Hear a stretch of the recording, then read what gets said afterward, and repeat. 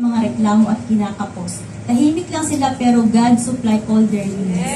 Pero yung mga palaging nagko-complain kung pansinin mo, kahit Sunday yan, kayod marino yan, pero kinakapos pa rin. Kaya tandaan natin, obedience matters. If you seek first His kingdom, His righteousness, everything will be added up to you. Diba? Ang ganda! Magsitayo po tayong lahat at declare po natin from the heart po. Fathers, I honor you by putting you first in my finances, giving you my best in tithes and offering. I claim you to supply all my needs according to your riches in glory by Christ Jesus, and grant the desires of my heart. You are bringing me into my wealthy place. You are opening the windows of heaven and pouring me out blessings until it overflows. I call my house and all my properties paid for in full. I believe I receive graces and bonuses, sales and commissions, favorable settlements, estates and inheritances, interest and incomes, rebates and returns, discounts and dividends, checks in the mail, gifts and surprises, lost money found, bills decrease and paid off, blessings and increase. I thank you, Lord, for meeting all my financial needs so that I'm more than enough to give to your kingdom. Good health come to us now. Long life come to us now. Prosperity come to us now.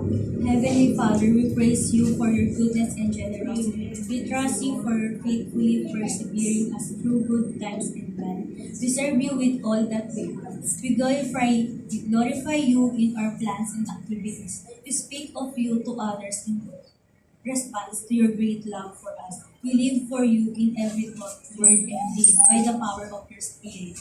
You are the God of endurance and encouragement. Help us to live in harmony with each other, that together we may, with one voice, glorify Jesus Christ. Through Jesus Christ, our Lord. Amen. Amen.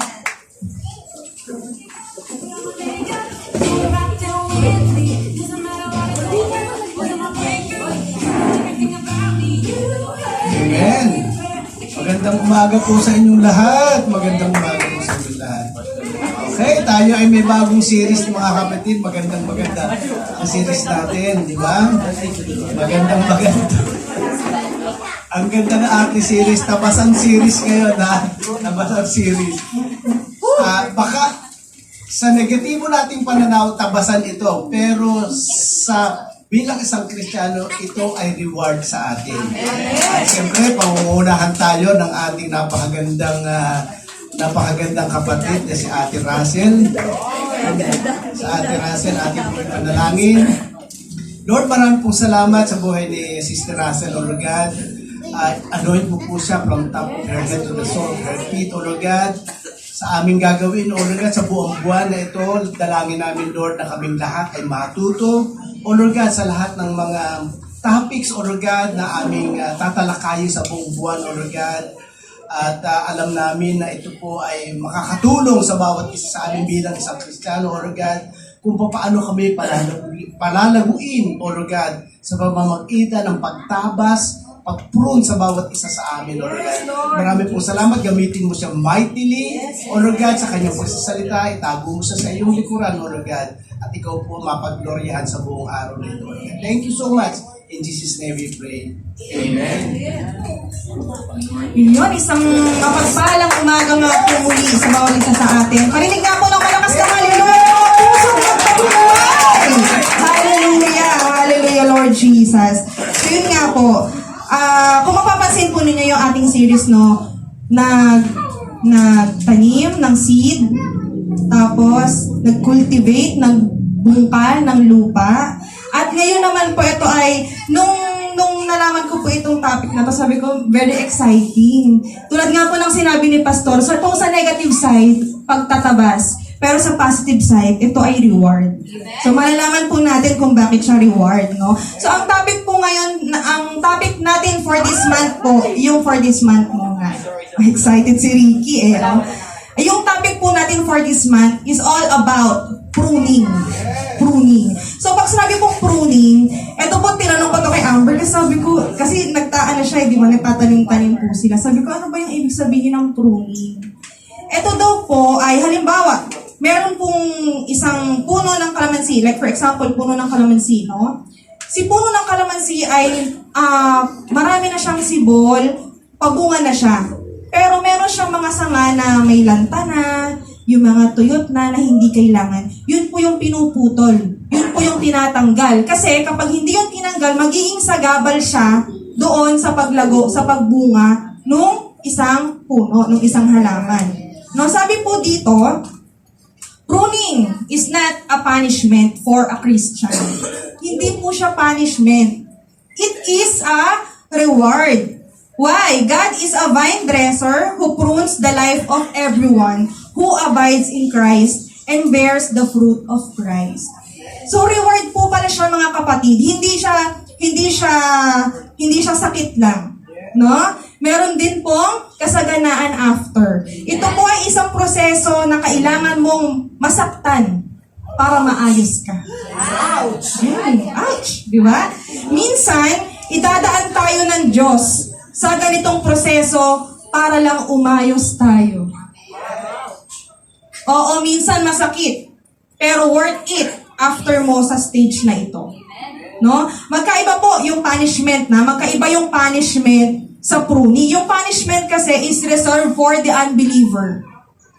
But God prunes those whom He loves, those who truly belong to Him. Sino yon mga kapatid? Tayong lahat. Tayo po iyon na belongs to Him. No? So, pinupuro nila. Kasi, mahal tayo ng Panginoon. At ayaw niya na malunod tayo dun sa balon. No? Spiritual pruning enhances spiritual growth by removing whatever inhibits spiritual growth. Kagaya po nung sinabi ko kanina, no? Kung meron na isang possible na or meron ng mga pabunga na kalamansi, kamatis, or whatever.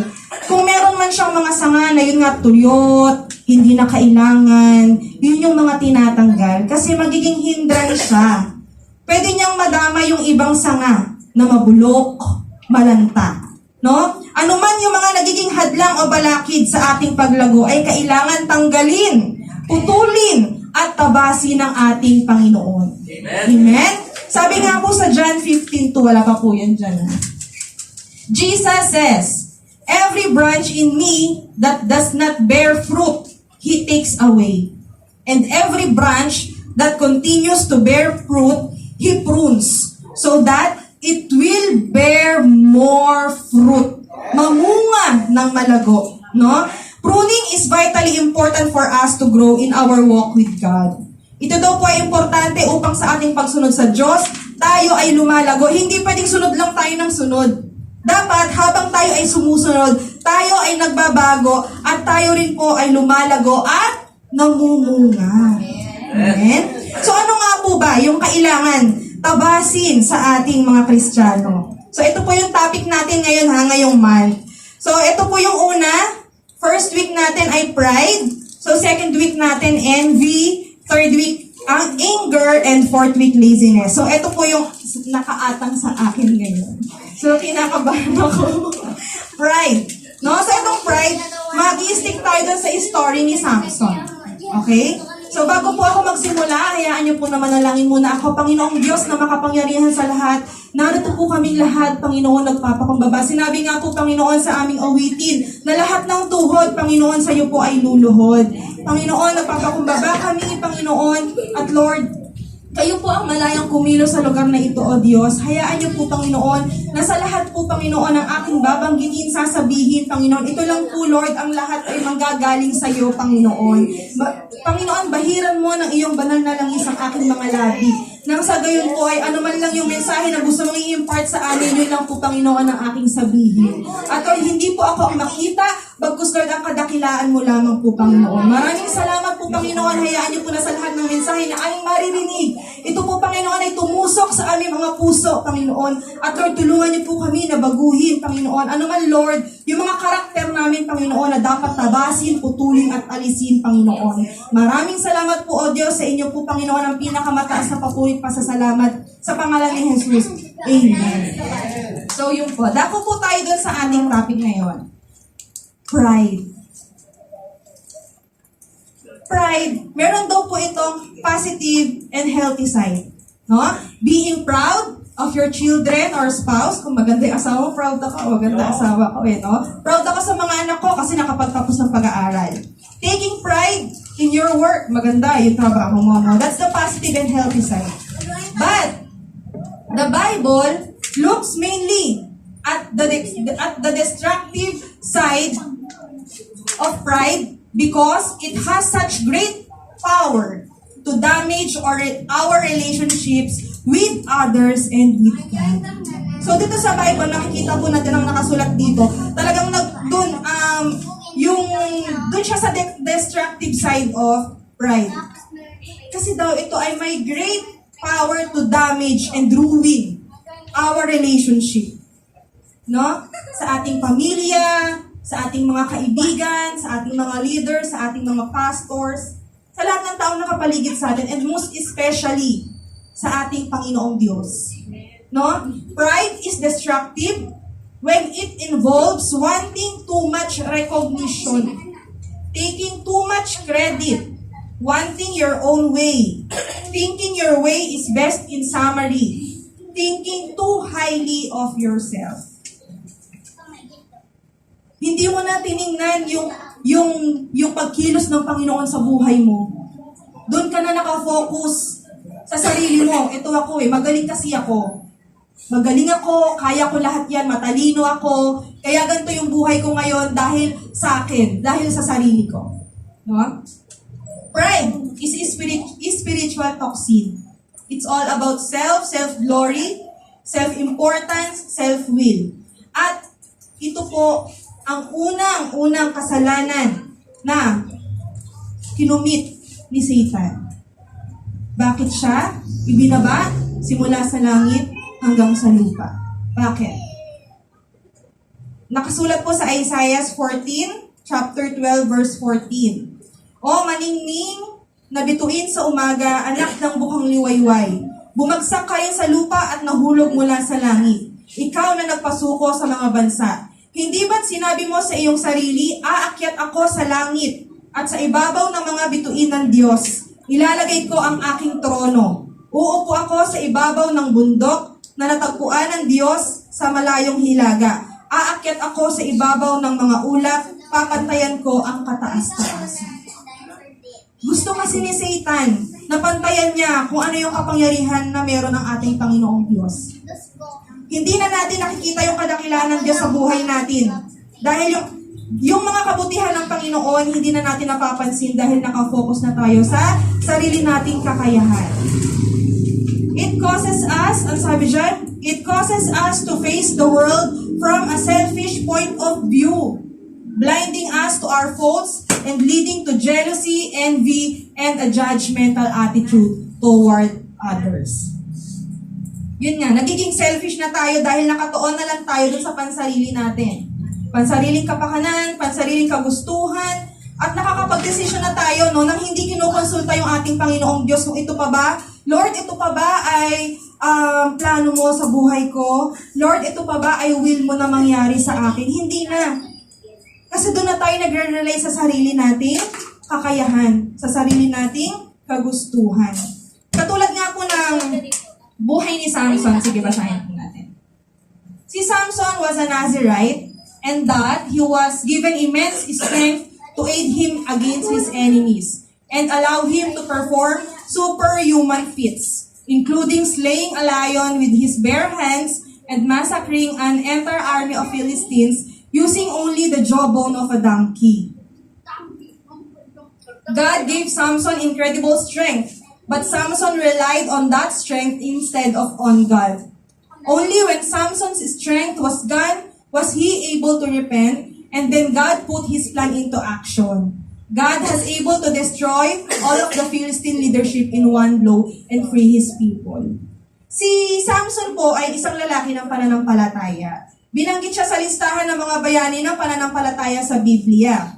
Gayon din naman, siya ay isang lalaking makalaman. At ang kanyang maraming pagkakamali ay nagsisilbing babala sa atin na hindi tayo dapat maglaro ng apoy pagkatapos ay hindi aasang hindi tayo masusunog. Diba? Parang gagawa ka ng kasalanan, pero Hindi ka umaasa na na mapapahamak naman. Hindi ako mapapahamak. Kahit gumawa ko ng kasalanan, hindi ako mapapahamak. Ipinapakita sa buhay ni Samson ang kahalagahan ng pagtitiwala sa kalakasan ng Diyos, hindi sa ating sariling kalakasan. Ang pagsunod sa kalooban ng Diyos, hindi sa katigasan ng ating ulo. At pagtitiwala sa karunungan ng Panginoon, hindi sa ating sariling karunungan. No, kasi sometimes, parang ang bagal ng pagsagot ng Panginoon. Ako na yung gagawa ng paraan. Yes, siguro pag gumawa tayo ng paraan, meron agad solusyon. Pero at the end of that, pwedeng problema pa rin pagkatapos. No? Kasi hindi iyon yung plano ng Panginoon. Pinangunahan natin kung ano yung gustong mangyari ng Panginoon sa buhay natin. Ano sabi po sa Daniel? Daniel 5:20. But when his heart and mind were puffed up with arrogance, he was brought down from his royal throne. Pride leads to a hardness of heart. Tumitigas na yung ating puso. Kasi, Lord, hindi na kita kailangan. Kasi kaya ko na. Which in turn leads to an arrogant disregard of God and sin. Dinidisregard na natin yung ating Panginoong Diyos. Baliwala sa atin yung paggawa ng kasalanan, dahil sanay na tayo na gumawa ng kasalanan. Hindi na natin napapansin na tumitigas na yung ating mga puso. At sasabihin natin, Lord, hindi na kita kailangan. Hindi ka na namin kailangan sa buhay namin dahil kaya na namin. Lord, kaya kong isolve to, Lord. In my own ways, kaya ko. Katulad ni Samson. Ang akala niya, yung lakas na nanggagaling sa kanya, yung mga kaya niyang gawin, yun ay sa kanyang sariling strength. Binaliwala niya na ang Panginoon, dinisregard niya ang Panginoon. Walang maayos na ending kapag yung sarili nating desisyon ang ating sinunod. Walang magiging maayos na ending. At ang nakakalungkot dito, mga kapatid, si Lord, plan B na lang. Saka na lang tayo lalapit sa Panginoon kapag napakalaki na ng problema. Nagiging plan B na lang siya. Saka na lang tayo tatawag sa Kanya kapag yung talagang hindi na natin kaya. Pero, dapat nga sa umpisa pa lang tinawag na natin ang Panginoon.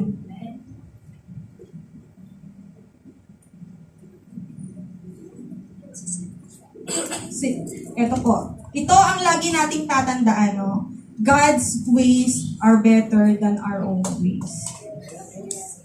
Kahit ano pa yung alam mo na ito yung pinaka-the best na paraan.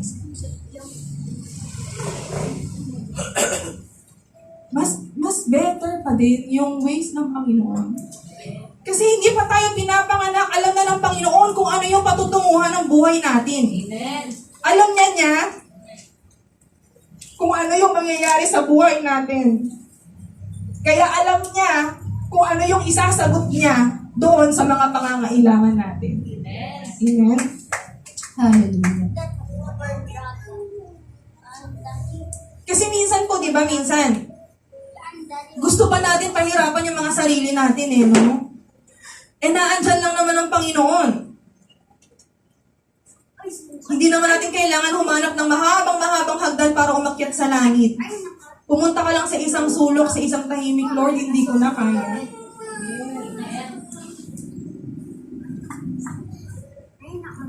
Tumitigas yung puso natin. Kasi iniisip natin, kaya ko pa naman At napakataas ng tingin natin sa sarili natin. Nakapagtapos ako, may maganda akong trabaho, kaya ko lahat yan.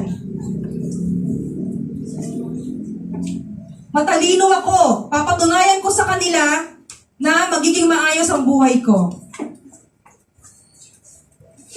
Meron pong mga ganong Kristiyano. Hindi na, kaya ano po mga kapatid kaya hindi malayang makakilos ang Panginoon sa buhay nating lahat dahil merong matigas. At yung po yung ating puso. Hindi tayo nagiging humble. Sabi nga, di ba? Beware of dog. Sa isang gate, beware of dog. Ibig sabihin, pag pumasok ka doon, may matapang na aso, pwede kang lapain.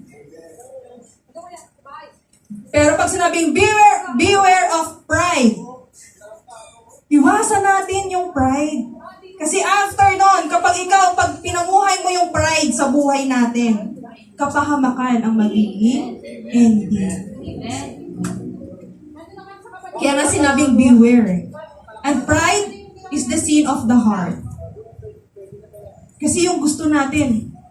Di ba si Satan? Gusto ko na pantayan ang kapangyarihan ng Panginoon. Gusto ko umupo sa itaas na trono. Gusto ko ng ganito. Gusto ko ng ganyan. Anong ginawa sa kanya ng Panginoon? Ibinaba siya. At anong sabi po sa Bible? Lahat na nagmamataas ay ibinababa ng Panginoon. At ang lahat ng nagpapakumbaba ay itinataas ng Panginoong Diyos. Palakpakan nga po natin yun. Hallelujah. Ano pong sabi sa next? Psalms 10:4. The wicked are too proud to seek God. They seem to think that God is dead. Pride leads to ignoring God because you think your way is better and setting a course of life for a life of disobedience. Tulad ng sabi ko kanina, ini-ignore na natin ang ating Panginoong Diyos kasi ang iniisip natin, mas mabuti o mas better yung sarili nating kaparaanan, pero hindi. Yes, sabi ko nga kanina, pwede yung kaparaanan natin ngayon ay mayroong mabilisan na kasagutan. Pero ang ending nun, pwedeng problema pa din. Umiikot lang. No? Pero naniniwala po ba kayo na kapag ang ating Panginoong Diyos ang kumilos sa ating buhay ay ang ending nito kasaganaan.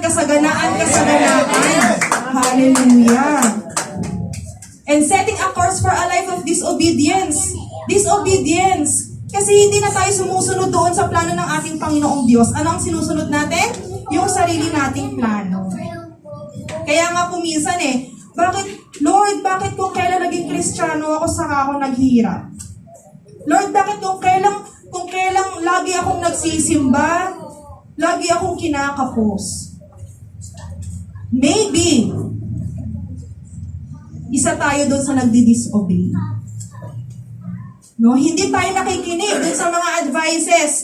Hindi tayo nakikinig doon sa mga payo sa atin. At lalo't higit hindi tayo nakikinig sa salita ng ating Panginoong Diyos. Kaya tayo nafo-fall. Nafo-fall tayo sa temptation.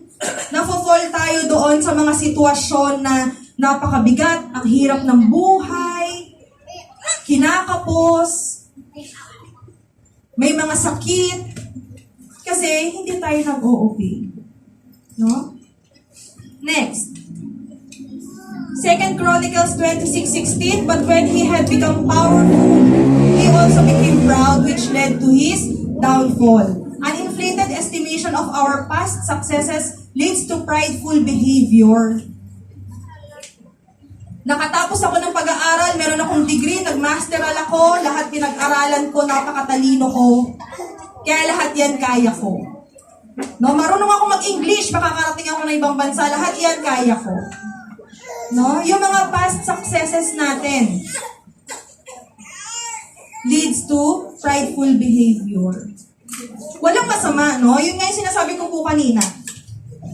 Walang masama na proud tayo doon sa sarili natin.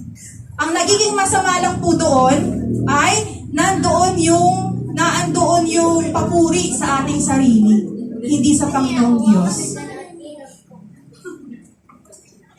Ano pong sunod? 2 Corinthians 3:5. It is not that we think we are qualified to do anything on our own. Our qualification comes from God. Power is intoxicating with. It comes recognition, control, and open wealth.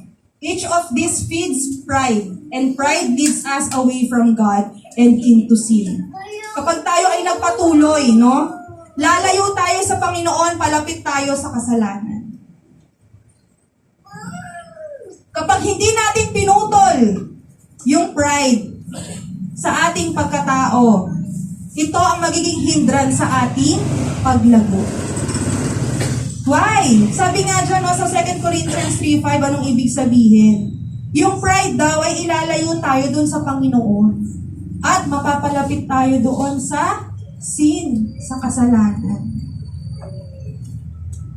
Next po. 1 Corinthians 4:6. If you pay attention to what I have quoted from the scriptures, you won't be proud of one of your leaders at the expense of another. Sa Tagalog po, kung sa mga kapatid, ang mga bagay na ito ay ginamit kong halimbawa sa aking sarili at kay Apollos para sa inyo, upang sa pamamagitan namin ay matuto kayo na huwag lumampas sa mga bagay na nakasulat, upang sino man sa inyo ay huwag magmataas laban sa iba. No? Pagalingan na. Mas magaling ako, mas magaling ako kay sister, mas magaling ako kay brother. Wala pong ganun, kasi lahat po tayo, magaling ka man o hindi, pantay-pantay po tayo sa paningin ng ating Panginoong Diyos. No? Pride can infect your spiritual life. Kasi pati yung relationship natin dito sa loob ng bahay-sambahan maaapektuhan. No? Kasi nagpapaligsahan. So wala pong ganun. Kasi yun nga, ang tingin sa atin ng ating Panginoong Diyos ay iisa, pantay-pantay. Walang magaling, walang hindi magaling, walang pangit, walang hindi maganda. Lahat tayo maganda. Lahat tayo maganda at pogi sa paningin ng ating Panginoong Diyos. Amen? Amen? Parang hindi kayo agad, parang pakita sa sarili. Di ba po? So ano po yung mga lessons na makukuha natin sa story ni Samson? 5 life lessons from Samson. Learn how to become strong in God. Wait lang, bago tayo dyan, no? Itong pride na sinasabi ko, hindi lang po ito dito sa church. Meron din yan sa pamilya, sa trabaho, sa mag-asawa. Diba? Sa mag-asawa, let's say for example, sa mag-asawa, o kami dalawa na lang ni Amber, no? Hindi kami hindi perpekto. Walang perpekto sa amin parehas. Nagkakaroon kami ng diskusyonan, nagkakaroon kami ng pagtatalo. Sino unang nagsusorry? Grabe kayo sa akin, ha? Sa aming dalawa po, ikaw man ang nauna. Ikaw man ang nauna, kaya nagkaroon ng away. Hindi po kami yung, ikaw kasi may kasalanan, ikaw yung mag-sorry. Hindi.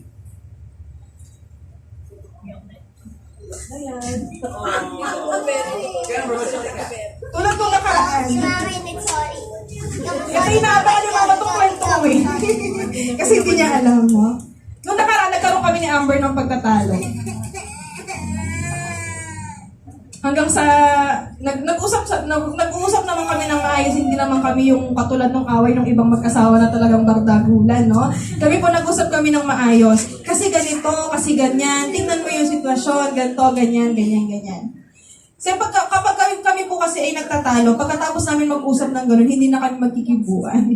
Ihahatid niya ako, susunduin niya ako, hindi kami nag-uusap. Kakain kami, hindi kami mag-uusap. Pagkasama kami sa isang kwarto, hindi kami mag-uusap. Hahayaan na lang namin na yung oras yung mag-heal kapag okay na.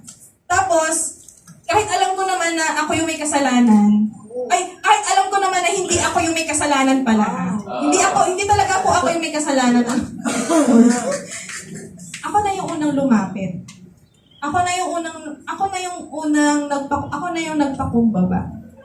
Kasi din parang hindi rin at peace yung pakiramdam ko. Tsaka yung isip ko, walang kapayapaan.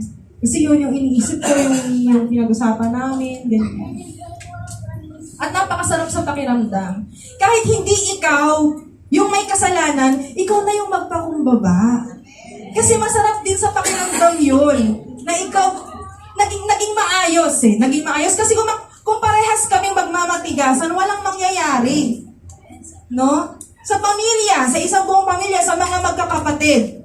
Hindi mawawala dyan yung nagpapaligsahan yung mga magkakapatid. Mas mayaman ako, ay nakikita ko yung mayaman na si ganito. Kailangan maging mayaman din ako. Kailangan meron din akong sasakyan. Kailangan makabili din ako ng bahay sa subdivision. May mga ganun eh. Kasi nagpapataasan sila ng ego, ng pride. At ano mangyayari po after that? ano mangyayari? Hindi na magiging maganda yung relationship. Mababasag na yung magandang samahan. Dahil doon na sila nakafocus sa paligsahan. Dapat mas maganda yung akin kesa sa kanya. Dapat mas marami yung sa akin kesa sa kanya. No? So yun po yung pangit. Kaya po dapat, I hope and I pray, sabi ko nga, Lord, sana after nung pag-share ko ng word, kahit isa lang po sa mga kapatid ko na nakakarinig, may apply, or talagang maputol. Kayo po, Lord, yung pumutol. Kayo po yung tumanggal.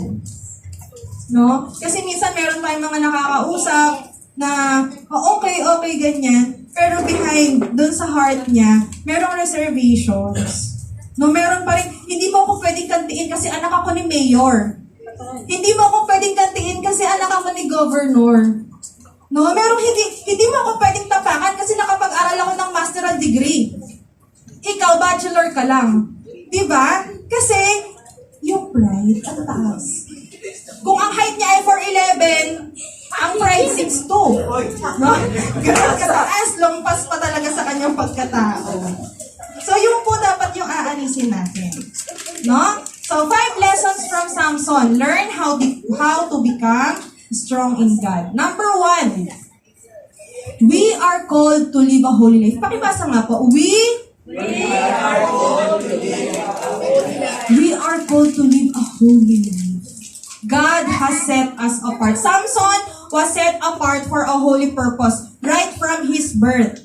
His life is to be different from others. In the same manner, we are also called to be children of God, ready to represent Him in the best way we can. Hindi pwedeng dito lang tayo sa church mabait. Hindi pwedeng dito lang tayo sa church holy. Hindi pwedeng dito lang tayo sa church sumusunod. Pero paglabas natin ng church, eto na naman. Ay, ang sarap. Ang hirap magpanggap sa loob. Napakasarap pala sa labas. No? We are called to live a holy life. Kasi lahat no ng ginagawa natin, dapat nakikita doon yung kabutihan ng ating Panginoong Diyos. Nire-represent, ready to represent. We are called tinawag tayo ng ating Panginoong Diyos. So dapat ready tayo to represent Him. Amen? Dapat ready tayo na ipakita sa labas kung ano yung kabutihan na ginagawa sa atin ng ating Panginoong Diyos. Hindi yung nandito, opo Ate Russell, opo Mami Sarah, opo Pastor, opo Mami Nettie. Pero paglabas, eto ka. Diba? May mga ganon. Tapos sige na, woo! Dapat hindi ganon. Paano? Kung lumabas ka sa labas, may nakakakilala sa'yo, Kristiyano ka pala. Tapos nakita ganyan yung ginagawa mo. Sino ang mapupulaan? Ang buong church. Sino ba yung Panginoon na sinasama niyan? Bakit ganyan yung ginagawa niya?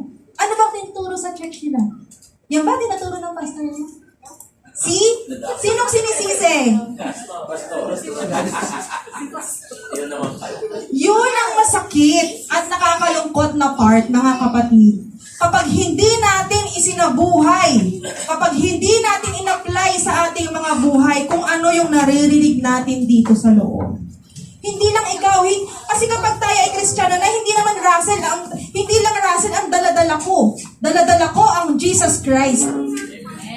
Daladala ko ang pangalan ng Crossover Cavite. Hindi lang Russell. Kasi we are called nga. Tinawag na tayo ng Panginoon at ang maganda doon, hindi lang tayo tinawag, tayo ay pinili ng ating Panginoon. Ilang bilyong tao? Ilan po tayo dito? 35? Imagine that! Palakpakan nga po natin ang ating Panginoong Diyos. Ready to represent Him the best way we can. Diba? Minsan nga, yung mga, kung ano pa yung mga walang kakwenta-kwentang bagay, doon pa natin binibigay yung best natin para makita lang na, ito kasi, ganito yung gawa, ganito, ganyan. Diba? Pero sa gawain ng Panginoon, dapat ibigay natin sa ating buhay. Diba? Live a holy life. Okay? Next po. Number 2. God uses bad situations to fulfill His purpose. God uses bad situations to fulfill His purpose. Sabi dyan, you can still correct your mistake. Hindi pa huli ang lahat.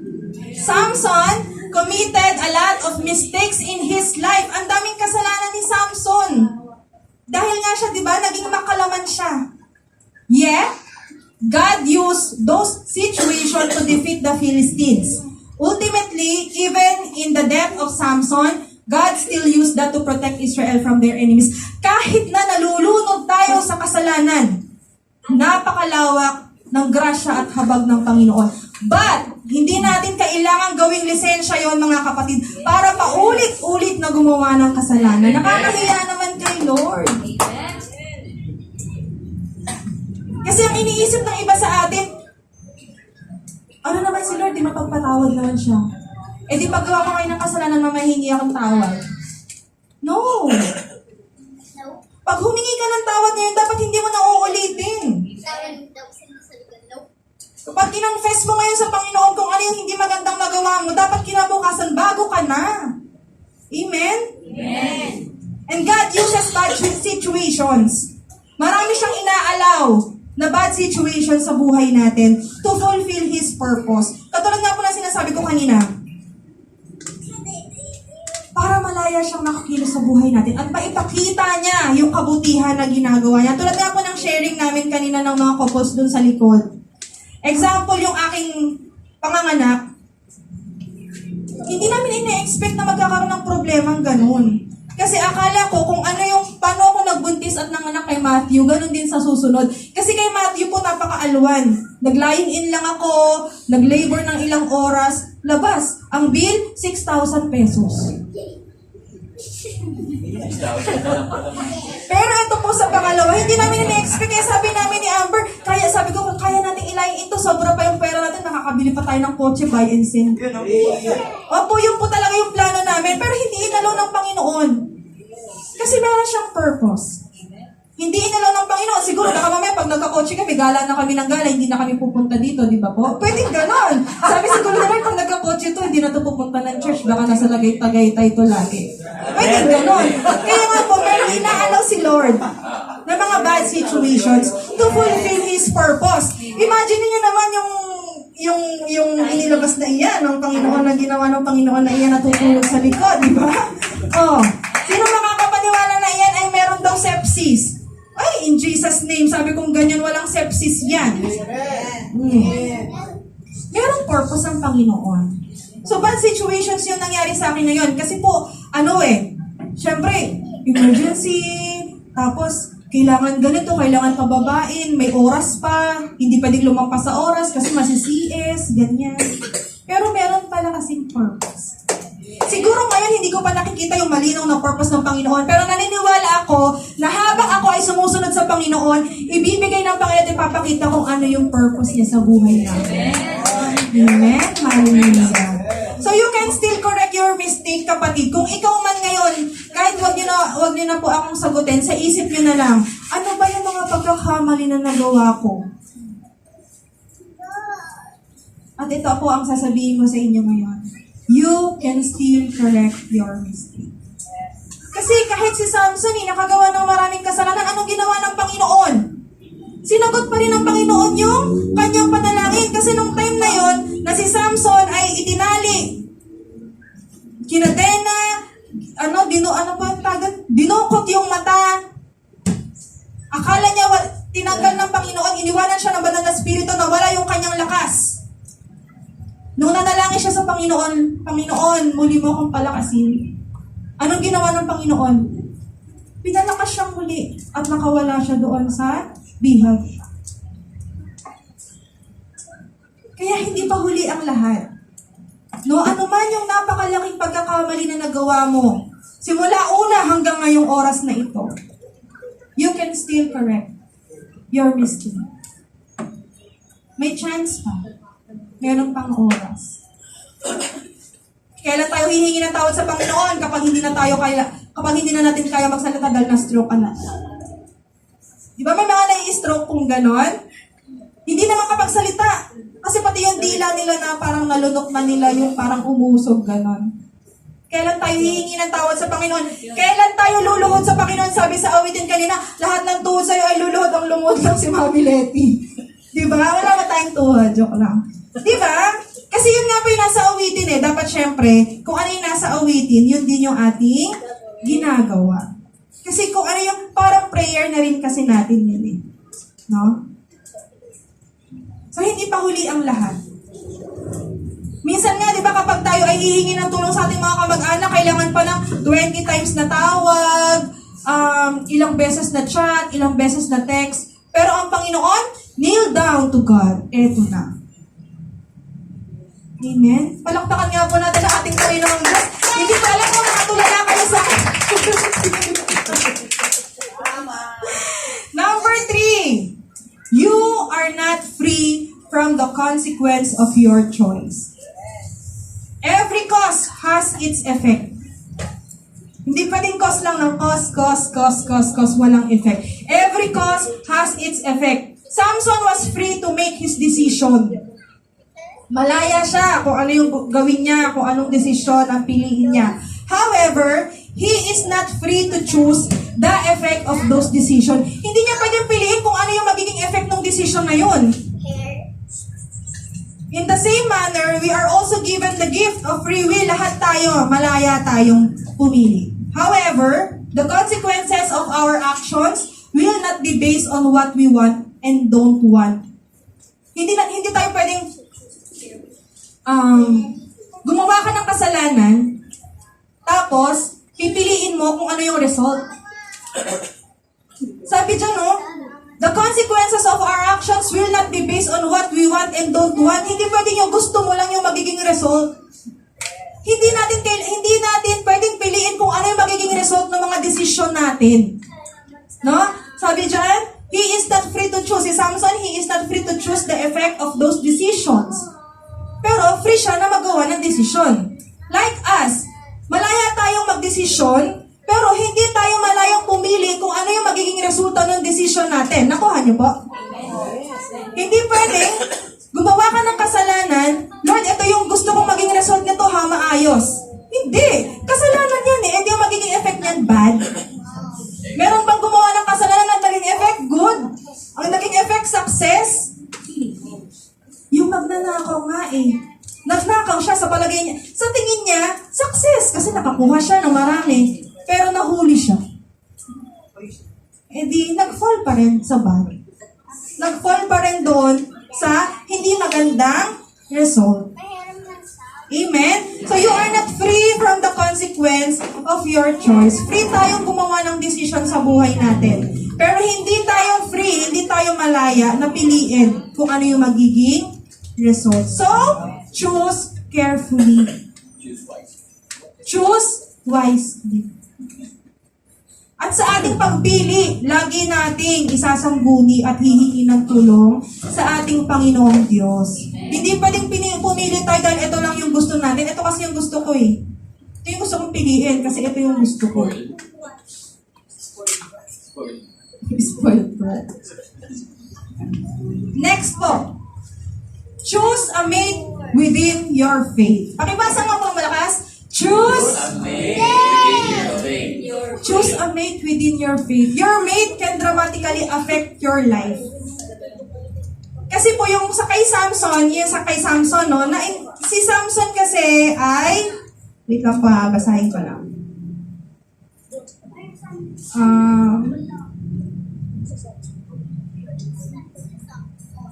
Ano siya eh, sinunod niya yung dinikta ng kanyang puso. Kasi tumibok ang kanyang puso kay Delilah. Yung kanyang puso ay deceiving. Yung dinidikta ng kanyang puso ay si Delilah. So, sinunod niya kung ano yung dinidikta ng kanyang puso. Si Delilah, sinuhulan ng mga Philistine. Na, alamin mo nga kung ano kung saan nanggagaling yung lakas ni Samson. Sinuhulan siya. So, parang sa madaling salita, naging si Delilah. Naging spy siya nung mga Philistine. Para matuklasan nila kung saan nanggagaling yung lakas ni Samson. Hindi talaga siya mahal ni Delilah. na ano lang talaga siya, nadala siya ng bugso ng kanyang damdamin. Kaya nga deceiving yung heart ni Samson. At sinunod naman niya yung dinikta ng kanyang puso na ma-inlove kay Delilah. No? Yung pala, hindi siya mahal ni Delilah. Merong ibang gusto si Delilah sa kanya, tutuklasin kasi nga sinuhulan siya ng mga Philistines. Your mate can dramatically affect your life. Kaya nga, choose a mate within your faith. Choose a mate within your faith. At si Delilah kasi ibang tribe siya. Pero sinuway ni Samson yun. Kasi dapat ang iibigin lang ni Samson kung ano yung katribe nila. Pero si Delilah kasi ibang tribe siya. Pero binali niya pa rin yun. Umibig pa rin siya kay Delilah. So ano naging effect? Napahamak siya. Kapahamakan. Ang naging ending, ang naging result. Sabi dyan, choosing a mate is so life-changing that it should not be based on your will, but God's will. Hindi kasi gusto ko siya, ang ganda niya, ang sexy niya. Hindi pwedeng ganun, hindi pwedeng our own will. Kasi kahit gustong-gusto mo yan, kung hindi naman yan ang gusto ng Panginoon para sa'yo, hindi mangyayari. Magpapakamatay ka lang dyan. Mag-aaksaya ka lang ng oras dyan. Ito po ang ma-share ko lang. Galing kami dati sa isang church sa Barangay Elices. Meron po akong boyfriend doon. Si mama. Yung boyfriend ko po lead guitarist. Ex na yun, syempre hindi na pala boyfriend. Ex-boyfriend. Lead guitarist. Sa amin po kasi kaya nga ako po ay talagang nabibless dito sa crossover kasi talagang hindi tinotolerate yung ganyan. Doon po kasi sa pinanggalingan ko, pwede. Ang naging ex-boyfriend ko po ay lead guitarist. Siyempre, si Russell na pamahal. Mahal na mahal. No? Mahal na mahal. Nung time na nalaman ko na nililigawan niya yung ka-churchmate din namin na youth. So, syempre, sobrang sakit. Ouch! Sobrang sakit, no? Kasi syempre, napamahal ka. Alam niyo po, pinag-fasting ko pa yon. Pinag-fasting ko talaga siya. Alam mo yun, yung parang kasing gustong-gusto natin na mapasa atin, Lord, akin to, gusto ko siya mapang-asawa, ganyan. Pero ang ginawa ng Panginoon, kahit nag-fasting mo pa, ginawa ng Panginoon, hindi niya pa rin inalaw. Kasi kung inalaw niya pala at pinilit ko yung gusto ko na mapang-asawa yung lalaki na yun, hanggang ngayon wala akong sariling bahay. Wala akong anak na ganyan ng kapopogi, no? Alonso. Wala akong magandang trabaho ngayon. At ako ngayon ay talagang masasabi ko na kawawa ang buhay ko dahil hanggang ngayon, hindi talaga niya gustong magtrabaho. Nakita niyo po kung pinilit ko yung sarili ko na kahit hindi inaalaw ng Panginoon, yun ang maging partner ko sa buhay ko.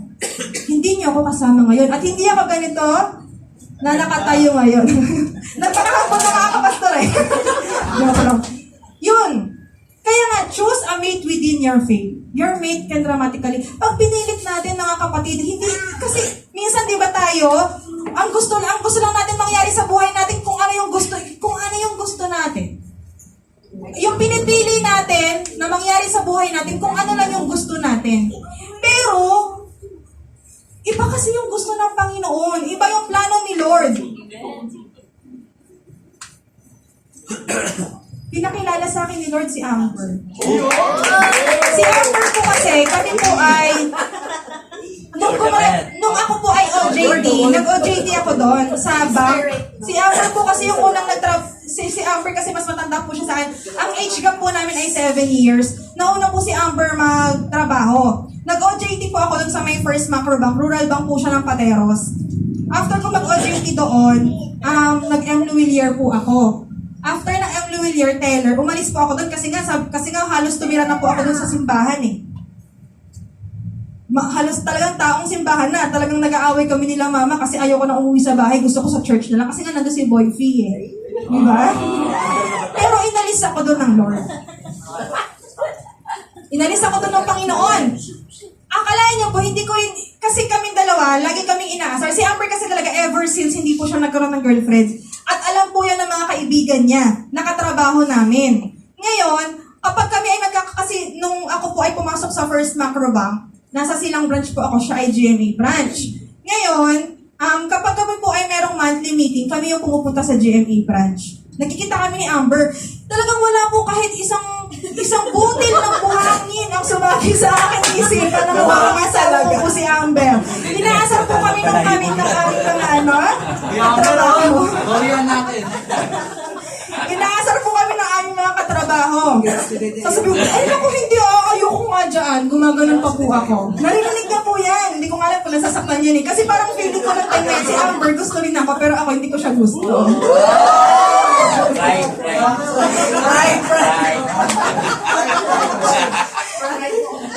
Opo. Pero imaginein po ninyo ang pagkilos ng Panginoon kapag tayo lang talaga ay sumunod sa kanyang plano, sa kanyang kaparaanan, dadalahin ka talaga ng Panginoon doon sa maayos. Sa maayos, masagana. Although nakilala ko si Amber dati na meron siyang bisyo, pero nung nakilala niya naman ako, nagkaroon siya ng bisyo. Kasi talagang pinutol, sabi ko sa kanya bago ko siya sagutin. Nung naligaw siya, bago ko siya sagutin, sabi ko, hindi ako pwedeng magkaroon ng boyfriend na hindi born again Christian. Ang nangyari po talaga, nagpabaptize si Amber. So doon pa lang, makikita mo na, no? Makikita mo na talagang, willing siyang mag-submit, willing siyang, sumunod. Willing siyang sumunod sa Panginoon. Kasi hanggang ngayon, kasama ko siya sa church, eh. No? Hanggang nandun. Hallelujah. Sa buhay, talaga, napakabuti ng ating Panginoong Diyos. Kaya nga kapag tayo po talaga ay yun po yung gusto kong ipakita sa mga kabataan dito, no? Hindi talaga kami masasawa na talagang putak-takin kayo sa mga bagay na ganyan. Kasi nga, antayin natin mga kapatid. Antayin natin. Kung ano at kung sino yung ibibigay sa atin ng ating Panginoong Diyos. Huwag natin ipilit. Amen! Your mate can dramatically affect your life. Huwag natin ipilit. Kasi kapag pinilit natin, oo, siguro ngayon, hanggang sa mga susunod na taon, masaya. Pero pag kayo ay magkasama na sa isang bubong, para na kayong nasa sabungan. Kasi nga pinilit eh. Hindi natin sinunod kung ano yung plano ng Panginoon Diyos sa buhay natin. At ang mga youth po na yan, ang praise and worship team, sawang-sawa na po yan sa kwento ko na ganito. Kasi nga, ine-example ko po sa kanila, kung ako, yung pinagpapasting ko na iyon, nagpakagutom-gutom pa ako para lang doon. Diba? Pero hindi pa rin inalok ng Panginoong Diyos dahil sinabi ng Lord, hindi nga siya para sa'yo, huwag kang makulit. Diba? Ito ngayon para sa'yo, huwag tagapagkasinan. Amen! Diba? Imagine niyo po nagkaroon kami maayos na trabaho, nakapagpundar kami ng bahay, kahit pa paano meron, hindi nagre-rent. No? Kasi sumunod. Obedience pa rin. No? Hindi natin pinutol. Kasi minsan, di ba, puputulin ko yung salita ng Panginoon Diyos kasi papatunayan ko sa kanila na tama ako. No? Pero napakalaki mali. Kasi doon tayo nag-rely. Katulad ni Samson, doon tayo nagre-rely minsan sa sarili nating kakayahan, sa sarili nating lakas, sa sarili nating katalinuhan. Okay? This led to betrayal and this eventual death. Yun nga. Kasi mamatay-matay si Samson nung nangyari yun sa kanya. Mamatay-matay talaga siya. Pero, despite talaga ng kanyang mga nagawang kasalanan, naandoon pa rin yung napakalawak na grasya, habag at pagmamahal ng Panginoon. Kaya, ngayon po mga kapatid na narinig nyo, no? Meron pang chance. Huwag tayo mag-aksaya ng oras. Huwag na natin sayangin yung oras. Kasi ito na yun eh. Narinig mo na ngayon. So, pwede pa baguhin. Next po. Use your strength for God's work. Dedicated the prime of your years to God. Habang ikaw ay nabubuhay, hindi kasi natin alam kung hanggang kailan tayo mabubuhay sa mundo. Hindi natin pwedeng sabihin na hindi pa naman ako matanda kaya hindi pa ako mamamatay. No, may mga bata ngayon na mamatay na kaagad. Minsan nga hindi nila ina-expect magkakaroon sila ng ganong sakit eh. Minsan yung iba, wala naman kaming lahing ganito, ba't nagkasakit? Diba? Yung iba hindi pa tumutungtong talaga sa middle age, up to 60, senior citizen, namamatay na. Hindi kasi natin alam kung hanggang kailan tayo mabubuhay. So, kailan? Di ba sabi nga sa kanta, kailan pa ibibigay ang buhay mo't lakas sa Kanya na nagbigay sa'yo ng buhay na wagas? Si kailan pa? Sa December 25, no? Meron ka pang dates? November 3, November 1? No. Pwede mong gawin ngayon. Use your strength for God's work. Samson is a strong man beyond our imagination. Imagine, beyond our imagination, hindi mo na ma-imagine kung gaano kalakas si Samson. Sadly, he didn't completely use that strength for God's glory. Hindi niya ginamit yung kanyang lakas sa kapurihan ng ating Panginoon. Samson's story is over now. But you and I still have the chance.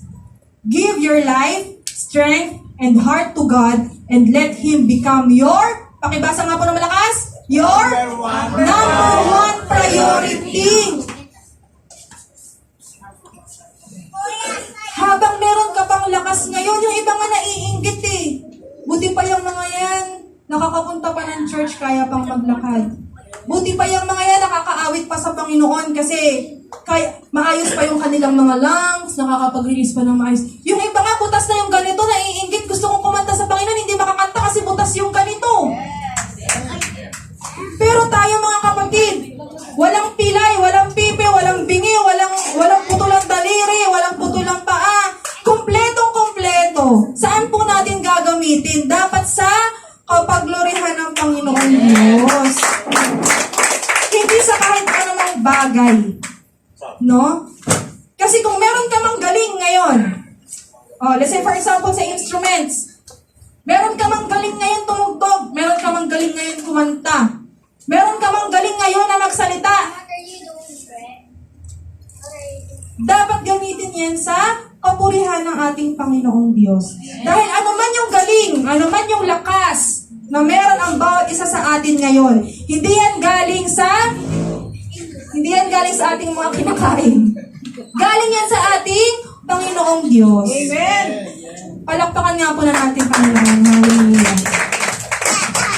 Imagine that, kahit na meron tayong, sa isang araw, imposible naman na meron tayong nagagawa kahit paano merong maliit pa lang na kasalanan, ganyan, di ba? Pero, isipin natin yung kabutihan ng Panginoon. Kahit na meron tayong nagagawang kasalanan, may pagkukulang, hindi nakaka-attend ng prayer meeting, no? Pero, nandun pa rin yung pagmamahal ng ating Panginoong Diyos. Nakakahiya kay Lord, di ba? Kasi lahat binibigay niya para sa atin. Pero tayo, ano po bang nai-offer natin para sa ating Panginoon? Yung lakas ba na meron tayo ngayon, sabi natin, meron tayo ngayon 100% na lakas. Meron ba diyang 1% na naibigay ka sa Panginoon? Kailan natin ibibigay? Kapag naka-wheelchair na po tayo. Kailan natin ibibigay? Pag butas na rin yung ganito natin. Kailan natin ibibigay? Kapag bingi na po tayo, mahina na ang pandinig. See? Use your strength for God's work. Ang sabi dyan, you and I still have the chance. Give your life, strength, and heart to God and let Him become your number one priority. Huwag na natin patigasin yung ating mga puso. Huwag na tayong magmatigas sa Panginoon kasi kahit sino sa atin ngayong oras na ito na nandito, wala tayong may pagmamalaki sa ating Panginoong Diyos. Amen? Wala. Kahit isa sa atin, walang may pagmamalaki. Dahil lahat ng meron tayo ngayon,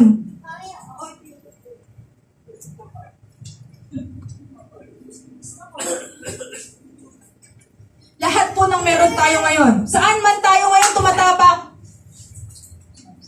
lahat po yan ay biyaya ng Panginoon sa buhay natin. Meron kang magandang trabaho ngayon, nakapagtapos ka ng pag-aaral, dahil yan sa katalikuhan na binigay sa iyo ng Panginoong Diyos. Amen. Meron kang magandang business, meron kang magandang sasakyan, meron kang magandang magandang bahay. Dahil yan sa biyaya ng ating Panginoong Diyos. Dahil, kaya ka merong ganyan, binayayaan ka ng Panginoon dahil sumunod ka. Kaya pag tayo ay nag-disobey, mga kapatid talagang sa lengkwang na ang buhay kasi nag-disobey na Imbis na pag ganun na ang airplane, umatras pa. Pataas na umatras pa kasi nag-disobey. Let Him become our number one priority. No? Hindi natin kailangan makipagmatigasan ng puso sa ating Panginoong Diyos. Humble, let us be humble. Magpakumbaba tayo sa Panginoon. Kasi, ano pong sabi sa Biblia? Wala tayo ngayon. Wala tayong magagawa sa sarili natin kung tayo ay hiwalay sa ating Panginoong Diyos. So let us prune pride starting today.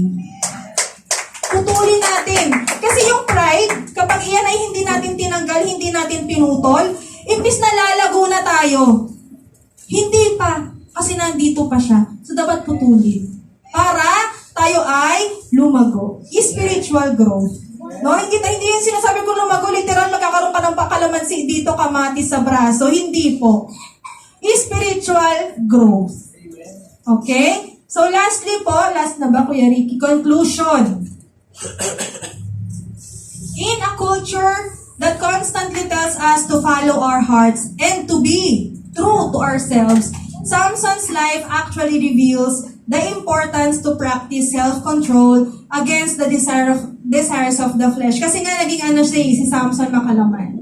In the end, following our heart always causes more pain, disappointments, and heartache than instead of simply following God. Napakasimple lang naman Sumunod ka lang sa Panginoon at ibibigay niya, ibubuhos niya, bubuksan niya ang durungawan ng kalangitan para pagpalain ang bawat isa sa atin.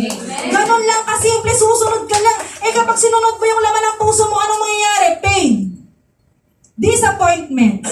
Heartache. Magiging broken heart.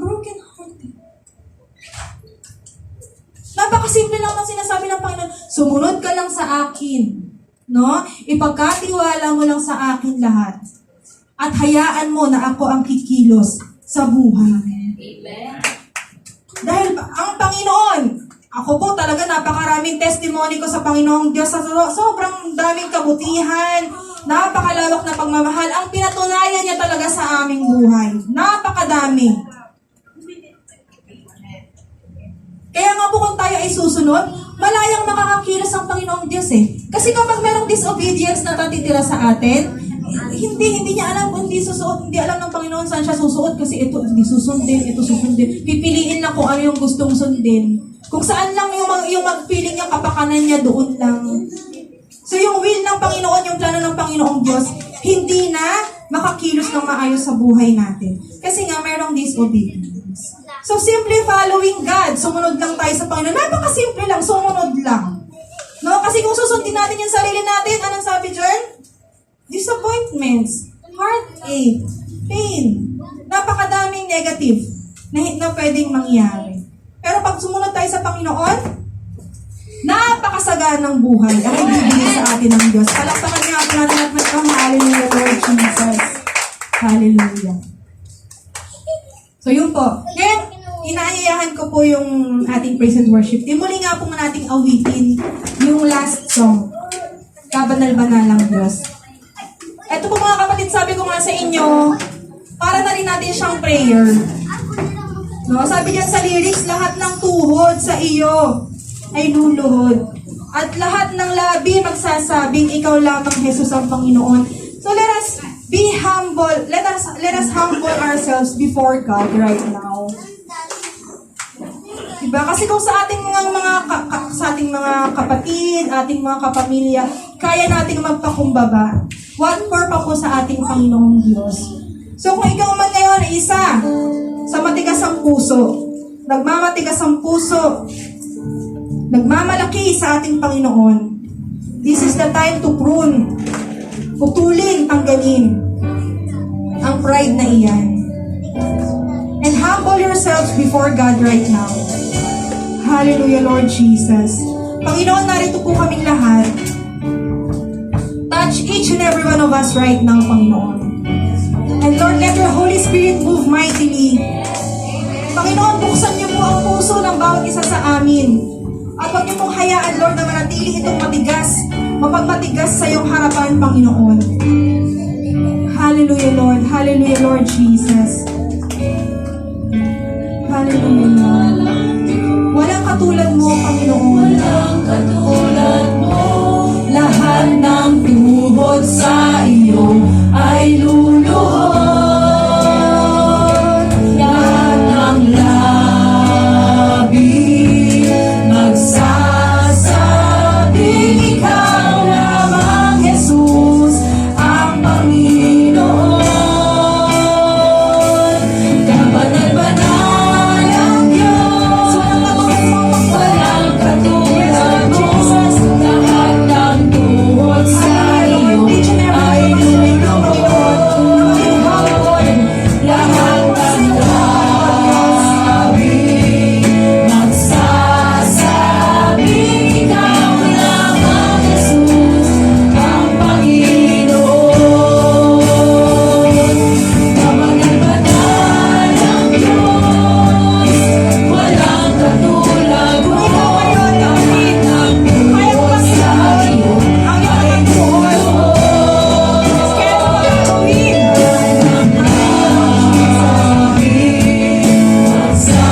Magsasabing ikaw lamang, Jesus, ang Panginoon.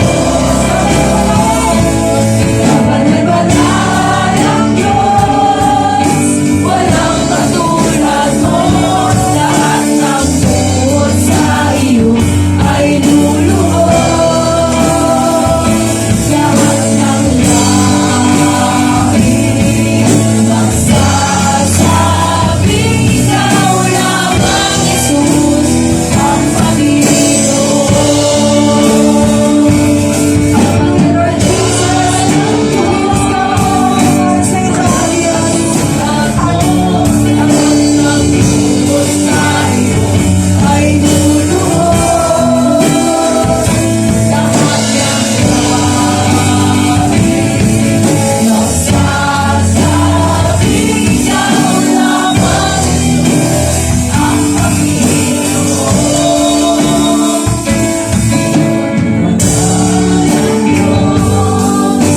Walang katulad mo.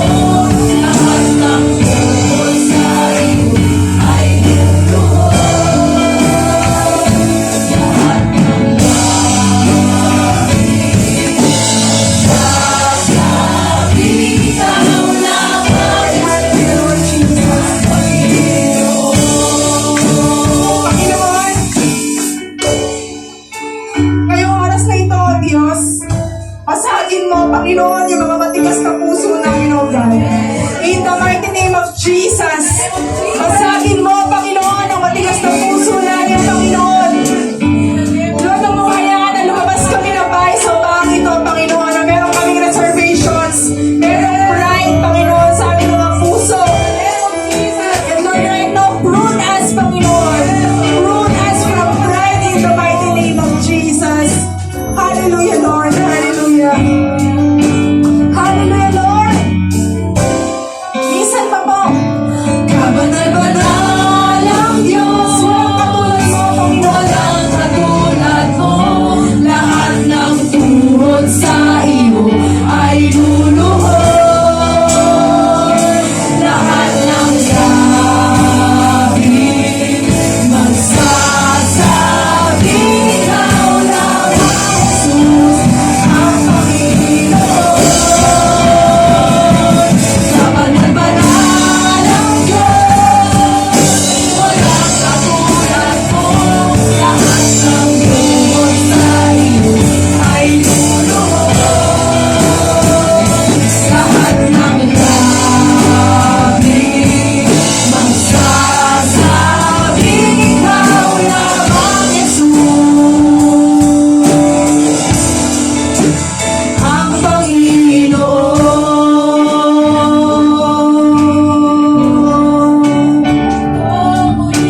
Hallelujah. Lord, maraming pong salamat sa oras na ito. Patuloy po kami na naglilip-luhod, O Lord God, sa iyo sa mga oras na ito.